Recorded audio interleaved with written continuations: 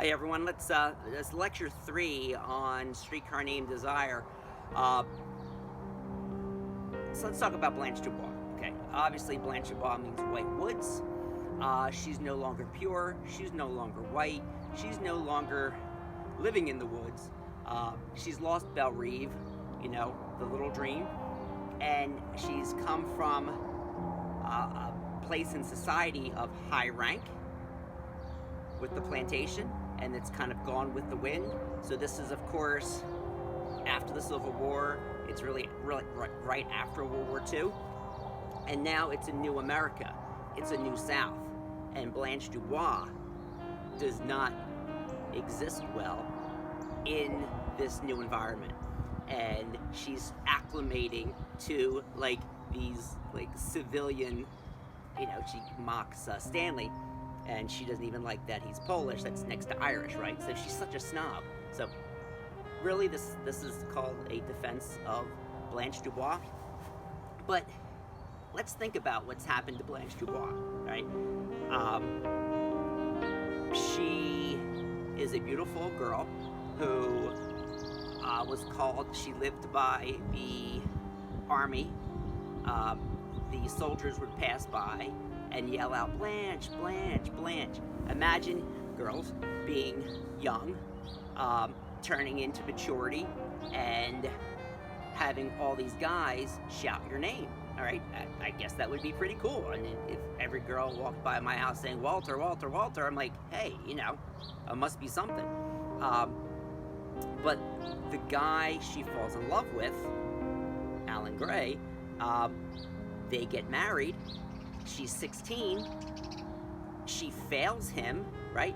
Fails him meaning he didn't respond to me sexually the way a man should respond to. So she feels really there's something wrong with me because he wasn't excited by me. So, but she doesn't realize that he's gay, right? So she treats herself. She's failed somehow, right? But she didn't fail. She's fine. She just is attracted to men, right? It's just how, you know, we're born that way, right? Lady Gaga. So, but then it's complicated because now she feels guilty for the death of her own husband because she said, "You disgust me. I saw what you did," and her husband's so in love with her too that he feels shame and goes and shoots himself, right? So the gunshot that she hears throughout the play is that polka song that they were dancing to at the hotel, and the whole moon and everything. It's all very symbolic. That's what she hears in her head, and then the gunshot goes off, and then the song ends. Okay, so she is dealing with. I'm not a psychologist, but we can put one and one together and get 3 and see that she's definitely post-traumatic stress, right? She is dealing with some PTSD, some serious PTSD, I think, with such a young age to go through such, you know, having your husband kill himself and seeing that he is with another man, right? So she stays because of this PTSD. She stays adolescent. She stays 16 years old. So when she's teaching and she's an adult and she has an affair with the kid, yeah, that's wrong. That's just wrong. You don't do that, right? It's pedophilia, and you get fired from a job, as you should. However, in Blanche's mind, she's still 16.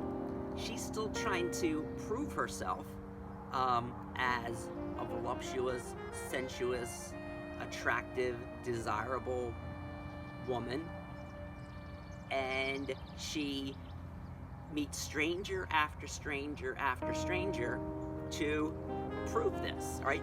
It's a mental psychosis. I mean, this is not normal, but what Blanche had to go through is not normal. And it's not just the death of her husband, okay?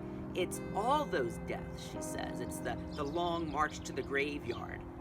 Funerals are pretty, Stella, but she saw firsthand person after person after person in her family die. right? And Blanche and Stella are the last of the DuBois. That's it. There's no more DuBois, right? There's only a Kowalski left. So we see the we see the class structure here. It's like high class meets low class, and then there's no class. It's just all of Stanley's class, right? And of course, Stanley thinks this is the best thing. This is about what it means to be an American, and that he's king around here. So Blanche has been dealing with so much death and trying to pay the bills, right? She lives on a plantation. It is gorgeous, you know, it's wealthy, it's lots of land, but the debauchery of the men, and we don't really know what details there are, but probably gambling and sex and whatever, and she had to make do. She had to pay the bills. How do you pay the bills when you're, you know, a teacher and you don't have much money? Well, you might have to, like, find strangers to be with, and they would give you stuff. They would give you furs, they would give you this, they give you money. Does that make her a prostitute? Well, the Hotel Flamingo, where she brought her victims, yeah, probably, right? But let's not be too harsh on her, you know, because she's dealt with so much trauma. And not only that, but her own sister leaves. Okay, Blanche, I'm out of here. I don't want to stay here anymore. I'm gonna find my own way, and I really don't blame Stella. But, you know, she finds it in the arms of Stanley. He's gorgeous, he's powerful, he's, you know, influential. He's probably some sort of like father figure to her, not that he's that much older, but you know, Stanley says, I pulled you down from those columns, I took you from that upper class world, and now you love it down here. And you know what, Stella is pretty happy in her marriage.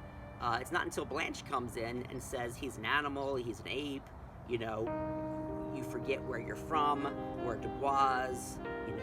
So does Stella put up with abuse?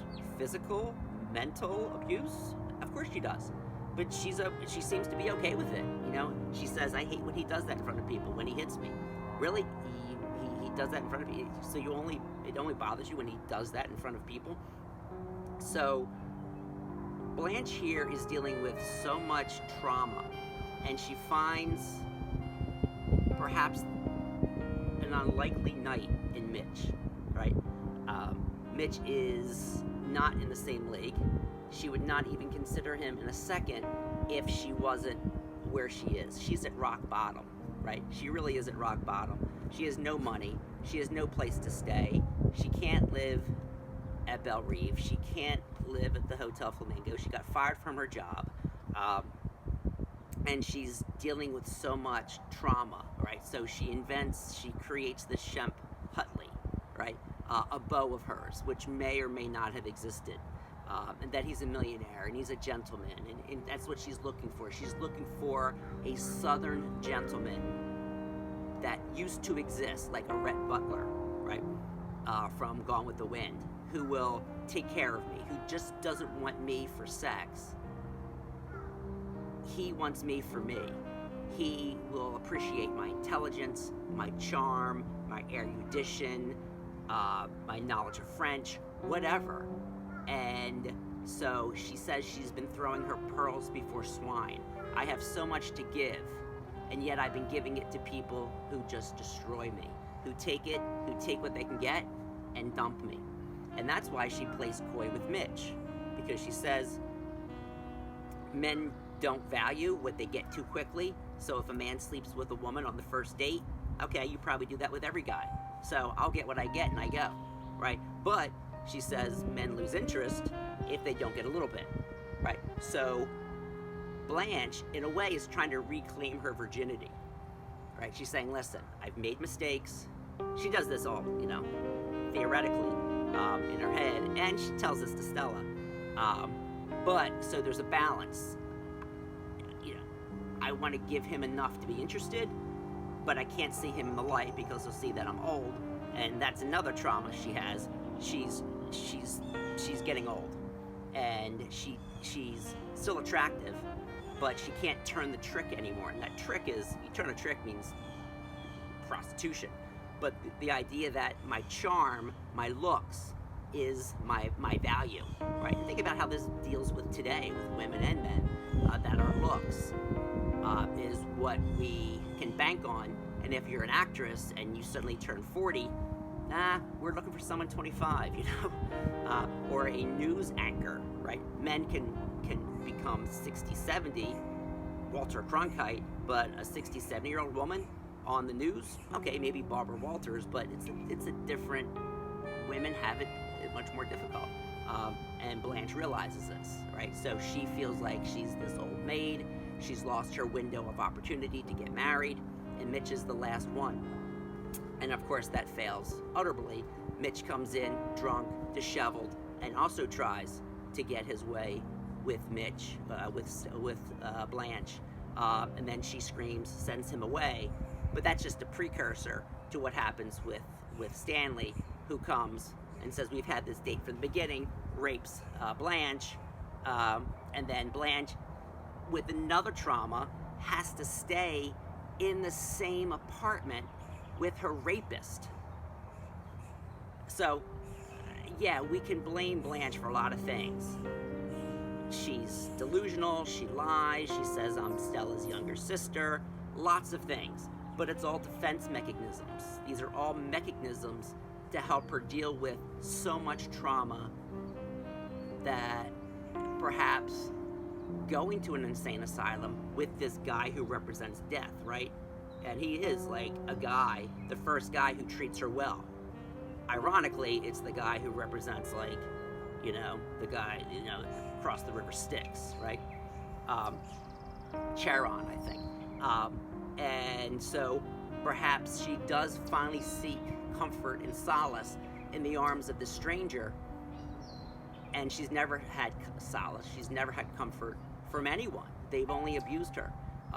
So when she goes to Valhalla or goes to Elysian Fields, perhaps she has the comfort there finally.